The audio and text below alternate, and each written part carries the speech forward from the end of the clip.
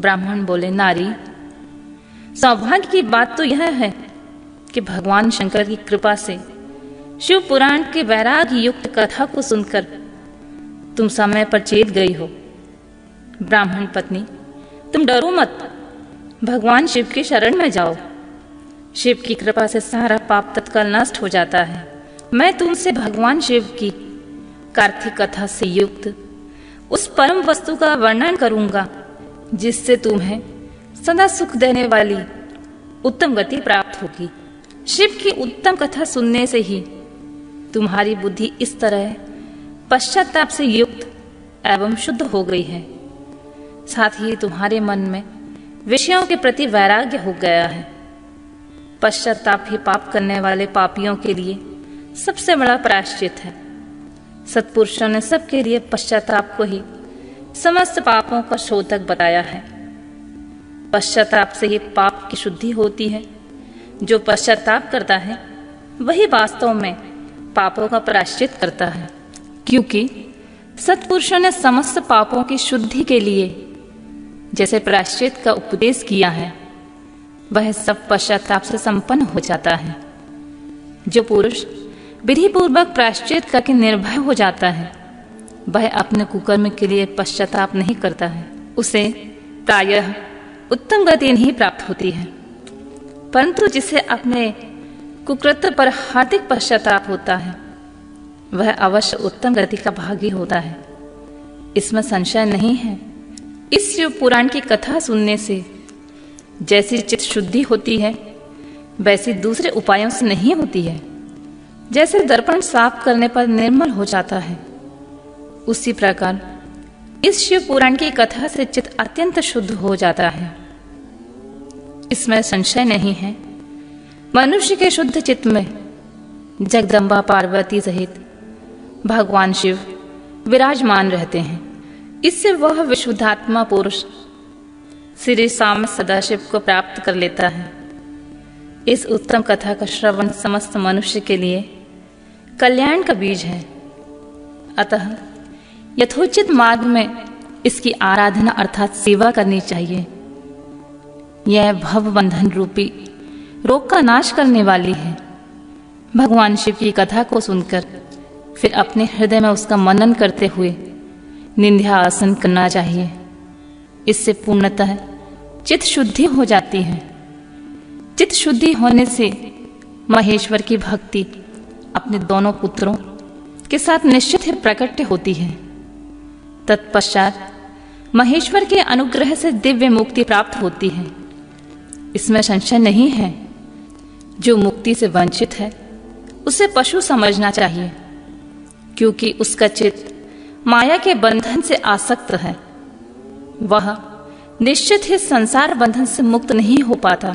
ब्राह्मण पत्नी, इसलिए तुम इन विषयों से मन हटा लो और भक्ति भाव से भगवान शंकर की इस परम पावन कथा को सुनो। परमात्मा शंकर की इस कथा को सुनने से तुम्हारे चित्त की शुद्धि होगी। इससे तुम्हें मोक्ष की प्राप्ति भी हो जाएगी। जो निर्मल चित्त से भगवान शिव के चरणार बिंदों का चिंतन करता है, उसकी एक ही जन्म में मुक्ति हो जाती है। यह मैं तुमसे सत्य सत्य कहता हूं। सूत जी बोले, शौनक, इतना कहकर वे श्रेष्ठ शिव भक्त ब्राह्मण चुप हो गए। उनका हृदय करुणा से आर्द्र हो गया। वे शुद्ध चित्त महात्मा भगवान शिव के ध्यान में मग्न हो गए। तदंतर बिंदु की पत्नी चंचुला मन ही मन प्रसन्न हो उठी। ब्राह्मण का उक्त उपदेश सुनकर उसके नेत्रों में आनंद के आंसू छलक आए थे। वह ब्राह्मण पत्नी चंचुला हर्ष भरे हृदय से उन श्रेष्ठ ब्राह्मण के दोनों चरणों में गिर पड़ी और हाथ जोड़कर बोली, मैं कृतार्थ हो गई। तत्पश्चात उठकर वैराग्य युक्त उत्तम बुद्धि वाली वह स्त्री जो अपने पापों के कारण आतंकित थी, उन महान शिव भक्त ब्राह्मण से हाथ जोड़कर गद्यवाणी से बोली। चंचुला ने कहा, ब्राह्मण, शिव भक्तों में श्रेष्ठ स्वामिन, आप धन्य हैं, परमार्थदर्शी हैं।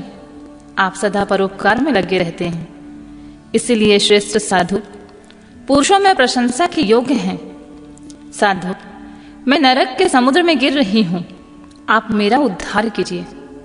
पौराणिक अर्थ तत्व से संपन्न जिस सुंदर शिव पुराण की कथा को सुनकर मेरे मन में संपूर्ण विषयों से वैराग्य उत्पन्न हो गया है, उसी इस शिव पुराण को सुनने के लिए इस समय मेरे मन में बड़ी श्रद्धा हो रही है।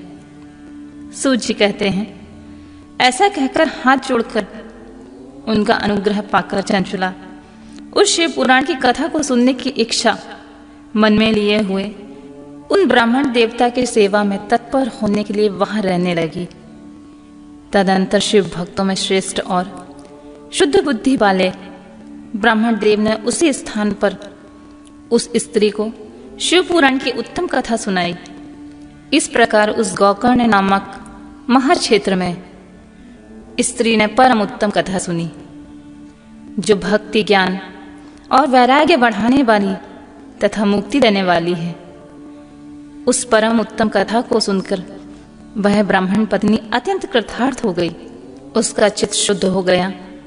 फिर भगवान शिव के अनुग्रह से उसके हृदय में शिव के सद्गुण रूप का चिंतन होने लगा। इस प्रकार उसने भगवान शिव में लगी रहने वाली उत्तम बुद्धि पाकर शिव के सच्चिदानंदमय स्वरूप का बारंबार चिंतन आरंभ किया। तत्पश्चात समय के पूरे होने पर भक्ति, ज्ञान और वैराग्य से युक्त चंचुला ने अपने शरीर को बिना किसी कष्ट के त्याग दिया। इतने में ही त्रिपुर शत्रु भगवान शिव का भेजा हुआ एक दिव्य विमान द्रुत गति से वहां पहुंचा, जो उनके अपने गणों से संयुक्त और भली भांति के शोभा साधनों से संपन्न था। चंचुला उस विमान पर आरूढ़ हुई और भगवान शिव के श्रेष्ठ पार्षदों ने उसे तत्काल शिवपुरी में पहुंचा दिया। उसके सारे मल धुल गए थे। वह दिव्य रूप धारणी दिव्यांगना हो गई थी। उसके दिव्य अपव्यय उसकी शोभा बढ़ाते थे। मस्तक पर अर्धचंद्राकार का मुकुट धारण किए वह गौरांगी देवी शोभा वाली दिव्य आभूषण से बेभूषित थी। शिवपुरी में पहुंचकर उसने सनातन देवता त्रिनेत्रधारी महादेव जी को देखा। सभी मुख्य मुख्य देवता उनकी सेवा में खड़े थे। गणेश, भृंगी, नंदीश्वर तथा वीरभद्रेश्वर आदि उनकी सेवा में उत्तम भक्ति भाव से उपस्थित थे।